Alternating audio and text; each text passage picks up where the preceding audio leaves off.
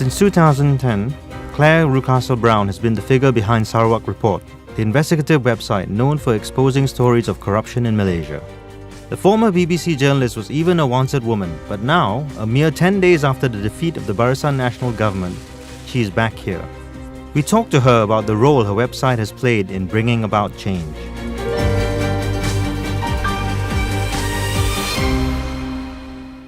Claire, welcome back to Malaysia.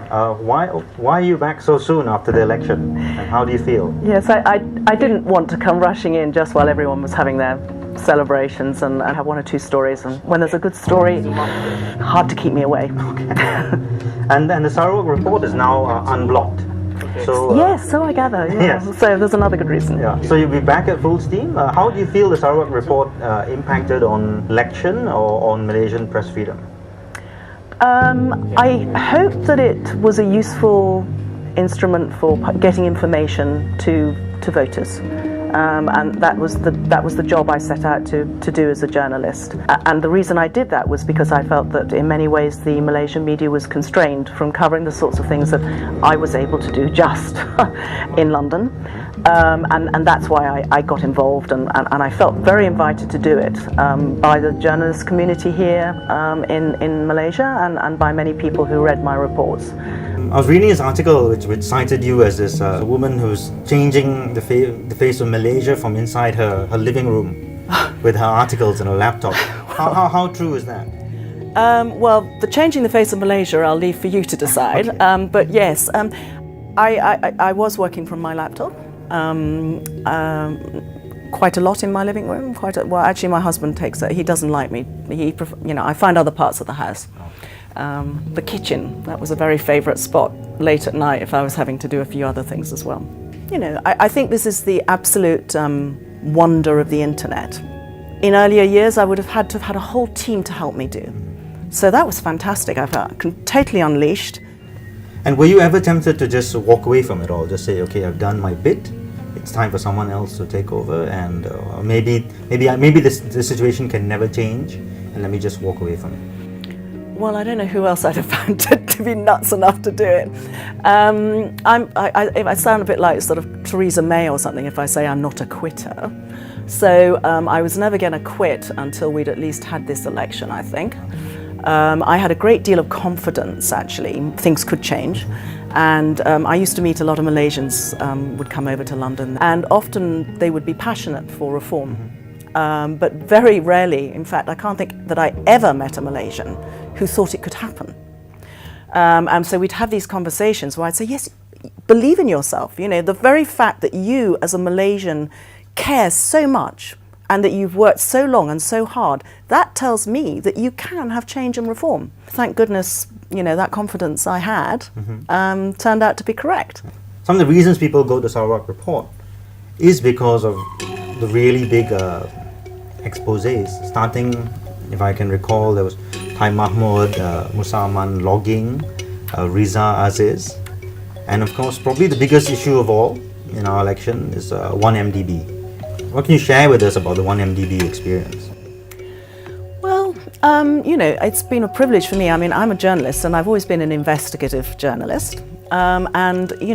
Every investigative journalist is enticed and thrilled by a big story, particularly when it's your big story.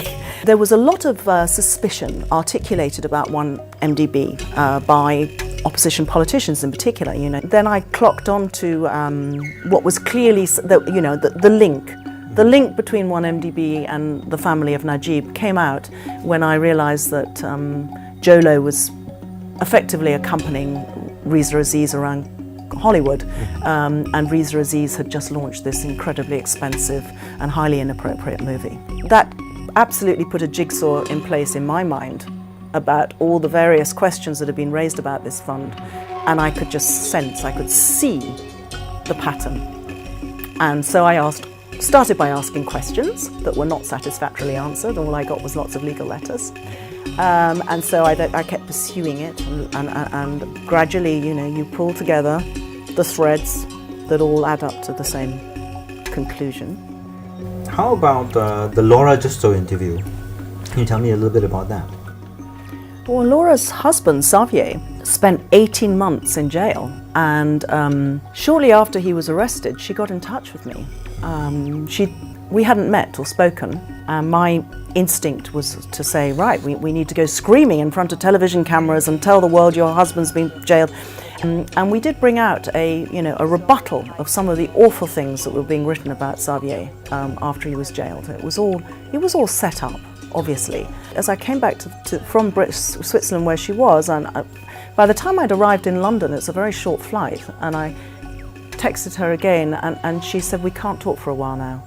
And then for months, really, she went almost totally silent on me. I could tell what had happened, that they were threatening this couple and that, they mustn't speak to me. They were hoping that in return for cooperating, Xavier could be got out of jail, and that was the promise. And of course, that was not ever going to be the motive of the people who'd worked hard to get him in jail. They realised that they weren't going to get him out that way, and she reconnected with me. Of course, by then, she was brilliant. She had kept a detailed, documented evidence about every step of what had happened to them, as you saw from that movie, to give me enormous amount of proof as to how this whole conspiracy had been put into place, and the shocking things that were done to that couple. The DOJ reports, the latest, have you been keeping up with them? Do you follow them diligently? Yes, I follow events, and they've done an absolutely brilliant job on this whole investigation. And, for me, obviously, it was a highly welcome vindication.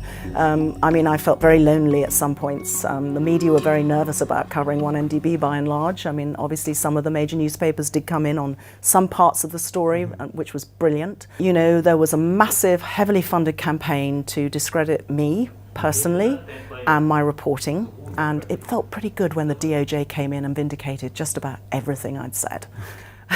So on a personal level, that was brilliant, and I'm absolutely certain they will complete this job purposefully and thoroughly as they have started it. Well, thank you very much for both the contribution of Sarawak Report and for taking time to talk to us today.